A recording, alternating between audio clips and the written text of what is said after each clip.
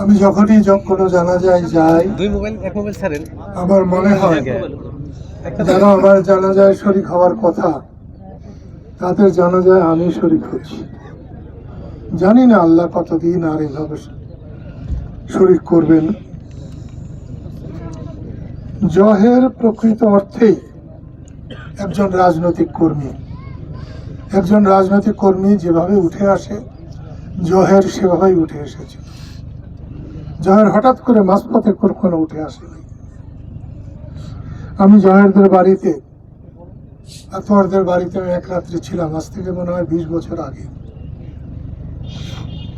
জহের কয়েক মাস আগে আমাকে ফোনে বলেছিল, স্যার দোয়া করবেন, ভালো লাগে না।